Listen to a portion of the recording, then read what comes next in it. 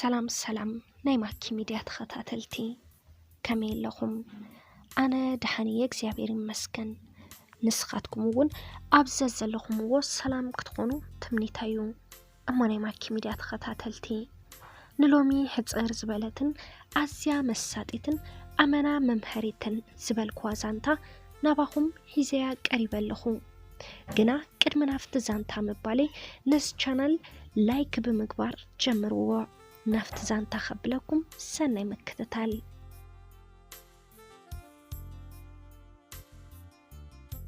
ኣብ ሓቀኛ ፍጻመ ዝተመርኮሰ ዛንታ ሎሚ ዕለት 2 ወርሒ 10 2023 ኣፍታ ዝፎትዋን ወልፊ ጌራትለይ ዘላን ሬድዮ ብስራት FM 101.1 መደብ ሙሴ ሪዞርት ሓደ ዘስደመምን ዘስካሕካሕን ዛንታ ሰሚዐ።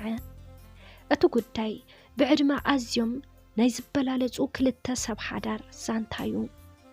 ወርቀ ጓል 16 ዓመት ጎርዞያ። ስድራ ቤታ ኣዝዮም ስኡናት እዮም። ኣቦኣን ወርቀ ኣብ ሓደ ናይ ውልቀ ትካል ከም ዋርድያ ተቆፂሩ እዩ ድራር ቤቱ ዝምዕርር። ወርቀ ኣዲኣ ምርካብ ኣብ እትስእነሉ ገዛ ምሳሕ ኮነ ድራር ቆፂራያ ከርሲ ወላዲኣ ተዕንግል። ወርቀ ኣዝያ ምልክዕትን ምጭውትን ዘይተቐንጠበት ዕምበባን እያ። ከርሲ ወላዲኣ ንምዕንጋል ናፍቲ ትካል ኣብ እትመላለሰሉ ዝነበረት እዋን ኣብ ዓይኒ ዋና ናይቲ ትካል ክትኣቱ ክኣለት። ሃፍታም ወናኒ ትካል ነቦ ወርቀ ብቐጥታ ብምርካብ ጓሉ ንኽህቦ ሓተቶ።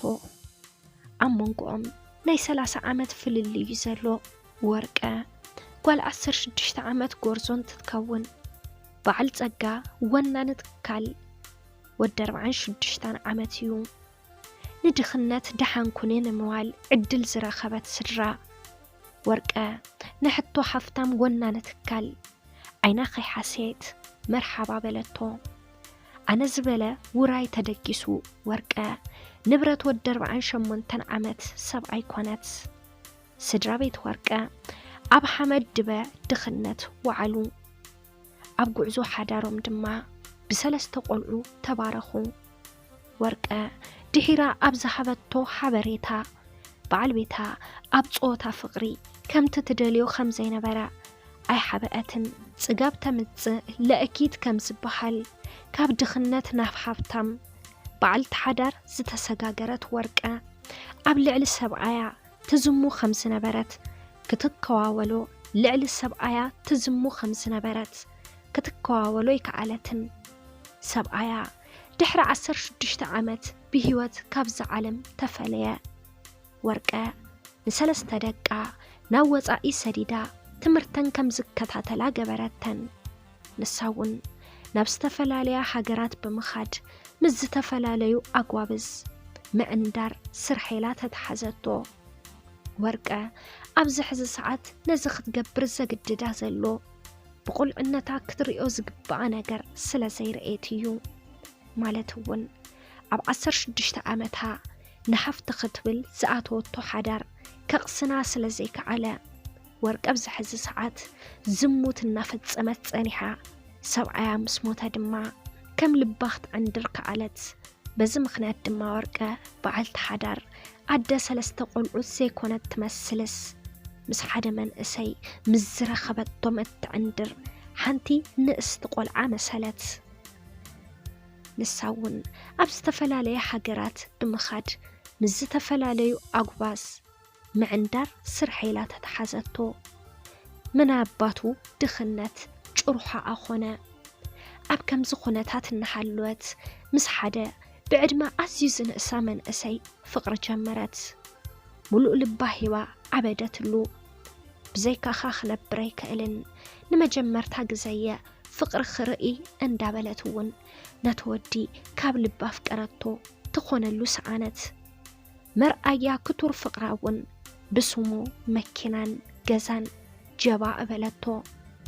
ብዕድመ ኣዝያ እትበልጾ መንእሰይ ዝተሓዝ ምስ ሓዘ ፍቕረይ ወዲእ ኣለኹ ካብ ሎሚ ዘራኽብ ጉዳይ የብልናን ደሓንኩኒ ክብል نورقة تزاربا أبز ساعة ورقة تبلو سعانت كميلو 5 قبرن نخت بالحسابات أتمن أسي دلاي مسرخبا كتقلما والسنة بز سمعتو نجر أزياز تقرمتن زحررتن ورقة مفل لاي كهلو بحرياو نجريو مرجع خان تخوينو منم كجبر يخيلن انت دعانات كام رجع خوينو أخبر الكايا كنا نيمو وداتا بحنساب إنما سيلون إن الزناق علون أدل انت تحبني تصبق نيرو بلتو من أسي نحسابا خنت سجيدلين مخنياتو ورقة مكينان جزان جبع سلس بلتلو بز مخنياتون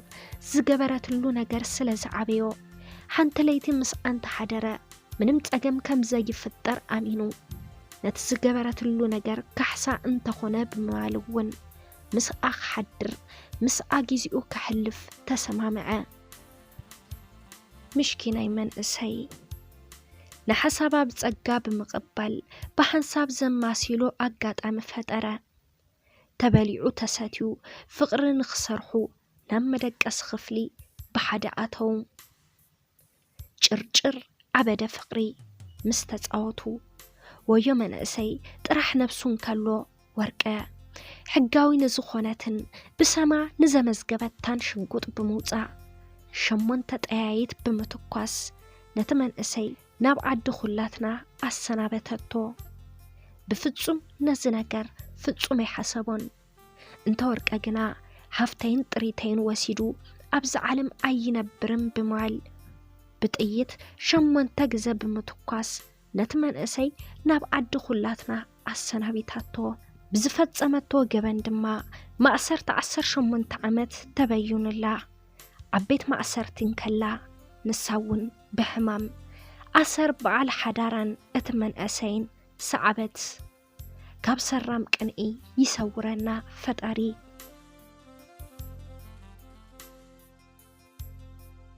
سلام نيماكي ميديات خطاتلتي للومي حيزلكم قريبا زنباركو سانتا نزي مسل نيرو كاب زانتا أمانا تماهركمون بدن بفاتيخم وان كمتخونو أي تراترن أبلو مجازا نسمعهم زلنا كلهم نجرات أمانا مفرحتنا متجخخان كيزي خوينا ملو سلازي فتعري كم ززبالة كونتات يمحرنا أمونا ماكي ميديات خطاتلتي نزانتا انت دعا فاتيخمو نابزو حساب نخبت صح لايك مقبار يتسنفو نس channel حدشتي اندحر داخليكم سابسكرايب بمقبار نتانا يدول ملكت بمنكا ناي channelنا ناي ودرود خطاتلتنا كتخونو نلابو بقصالي بخالي زانتا بخالي مدب بخالي حساب كساب نراخب كساب موداتا مسانا سلز انحكم كاب لب اندا مسكنا بزخن فليكم سسنايو